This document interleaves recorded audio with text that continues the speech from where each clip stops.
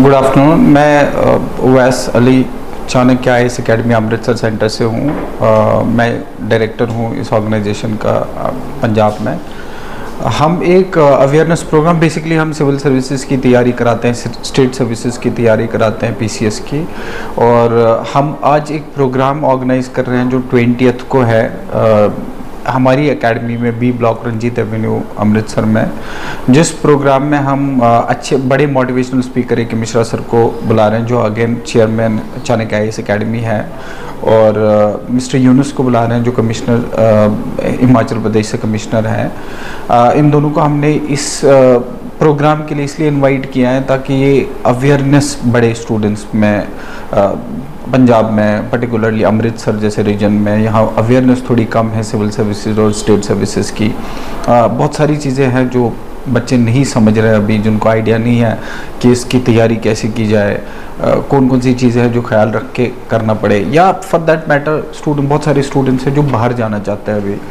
तो क्योंकि एवेन्यूज़ शायद बच्चों को नहीं पता थी कि उनको यहाँ रुक के ऐसी बड़ी सर्विसेज में तैयारी कर सकते हो, ऐसी बड़ी सर्विसेज में एंटर हो सकते हैं। तो हम ये अवेयरनेस उन्हीं बच्चों के लिए कर रहे हैं कि आप आए और इस प्रोग्राम में हिस्सा ले, और इस प्रोग्राम में हम वो सारी बातें करेंगे जो उनको इसकी प्रिपरेशन में हेल्प करेगा। क्या ये प्रोग्राम पूरा फ्री होगा? It's completely free of cost. AK Mishra sir जो founder and chairman of Chanakya IAS academy हैं, वो तकरीबन 5000 से ज़्यादा स्टूडेंट्स को क्वालिफाई किए हुए हैं जो ऑलरेडी पूरे ऑल ओवर इंडिया में सर्विसेज में है इस टाइम। ये मोटिवेशनल स्पीकर है और इनको नो हाउ है कि स्टूडेंट को किस तरह इन सर्विसेज के लिए तैयार किया जाता है। उनका पूरा कंट्री वाइड जो है हम ये प्रोग्राम करते आए, और फ्री ऑफ कॉस्ट हमने ये प्रोग्राम हर जगह किए हुए हैं, इसी के लिए हमने सर को यहाँ भी इनवाइट किया हुआ है कि आप यहाँ आए और यही एक सेमिनार यहाँ करें ताकि बच्चों को ज़्यादा से ज़्यादा अवेयरनेस हम बच्चों तक पहुँचाए इन सर्विसेज के लिए। कौन सी स्ट्रीम के बच्चे इन्वाइट कर रहे हैं? UPSC में बेसिकली सिविल सर्विसेज या स्टेट सर्विसेज में ग्रेजुएशन मिनिमम क्राइटेरिया है। तो हमारा टारगेट ऑडियंस जिसको हम बोलेंगे वो हमारा 12th पास स्टूडेंट होगा, क्योंकि अब नई जनरेशन जो है 12th पास करने के बाद ही सिविल सर्विसेज की तैयारी में लग जाते हैं। 3 साल की तैयारी वो करते हैं और चौथे साल वो एग्ज़ाम के लिए जो है अपेयर होते हैं।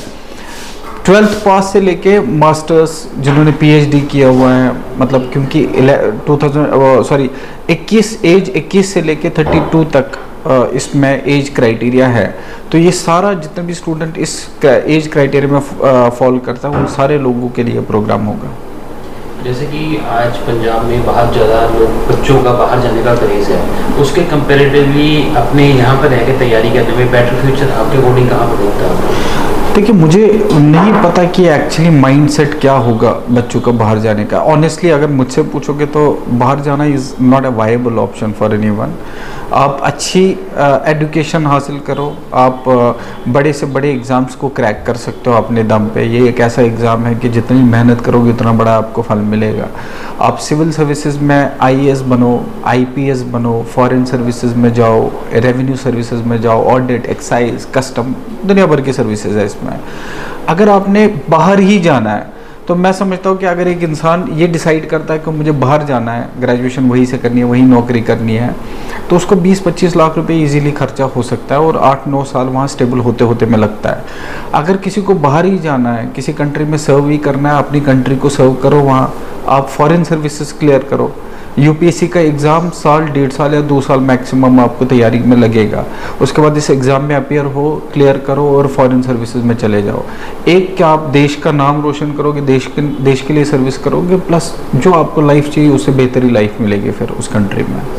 यानी कि नेम के साथ फेम भी, और जितने की स्टूडेंट को जाके वहाँ पर PR पाने में या जॉब लेने में परेशानी आती है, तो जो यहाँ से UPSC फॉरेन की तैयारी करके जाए तो उसमें इजी स्टेप हो जाते हैं उसके। देखिए, माइंडसेट की बात है। मैं चाहूँगा कि मैं अमेरिका जाऊँ और मुझे वहाँ का PR मिल जाए और मैं वहाँ का सिटीज़न बन जाऊँ। दूसरा कि मैं इसी कंट्री में मेहनत करके IAS जैसा बड़ा एग्ज़ाम क्लियर करूं और उसके बाद, या IFS जैसा एग्ज़ाम बड़ा क्लियर करूं और उसके बाद एज एम्बेसडर अमेरिका जाऊं। दोनों एक अलग अलग माइंडसेट है। वहाँ का सिटीजनशिप लेना तो हमेशा स्ट्रगल रहेगा आपको। इस एग्ज़ाम को साल, 1.5 साल, 2 साल क्लियर करो। अगर आपको उधर जाना है, अमेरिका जाना है, या बहुत सारे देश में और बहुत सारी कंट्रीज है जिसमें आपको सर्व करने का मौका मिलेगा। और इसमें आपको बेशक पैसा बहुत ज़्यादा नहीं है, मतलब नेम है, फेम है, प्रेस्टीज है इस एग्ज़ाम की। आप देखते ही होंगे जो सिविल सर्वेंट बनता है, जो आईएएस बनता है, जो आईपीएस बनता है, कितना सारा प्रेस्टीज है, सोशल कैपिटल है इसमें। मतलब लोग आपको इज्जत करते हैं। आपके पास उससे ज़्यादा इम्पॉर्टेंट है कि आप लोगों के लिए बहुत कुछ कर सकते हो। ये पैसा, नाम, शोहरत तो एक टाइम तक आपको सेटिस्फाई करेगा, but at the end of the day आपको लोगों के लिए कुछ करने को मौका मिलेगा। तो वो इन सर्विसेज से ज़्यादा बेहतर मैं नहीं समझता किसी और सर्विसेज में है। एक आखिरी सवाल आपसे, जो कि बच्चे जिनको आप इन्वाइट करना चाहते हैं उनके लिए कोई खास मैसेज? मैं पंजाब, पूरे पंजाब से ये मैसेज पूरे पंजाब के स्टूडेंट्स को देना चाहता हूँ, पेरेंट्स को देना चाहता हूँ कि एक माइंडसेट है जिस माइंडसेट में बच्चा बाहर जाना चाहता है क्योंकि उन्होंने देखी में वो बोलते हैं कि मैं भी बाहर जाऊँगा, मुझे भी अच्छी लाइफ मिलेगी। बट आप यकीन माने, अगर आप पेरेंट्स को मैं खास कर बोलना चाहता हूँ कि एक बच्चा अपने साथ रख के उसको तैयारी करवाओ। 12th पास, मतलब 12th ऑनवर्ड्स ही बच्चे को तैयारी कराओ, क्योंकि जितना ज़्यादा टाइम आपके पास इन सर्विसेज को तैयार करने में मिलेगा उतना अच्छा है। तो 12th ऑनवर्ड्स ही अपने बच्चों को इस तरह का माइंडसेट में डालो कि उसको इसी एग्ज़ाम की तैयारी करनी है और इस एग्ज़ाम की तैयारी में लगो। ग्रेजुएशन के बाद वो बच्चा मोस्ट प्रॉब्ली, मतलब प्रॉबिलिटी हाईएस्ट हो जाती है कि बच्चा क्लियर कर ही लेगा।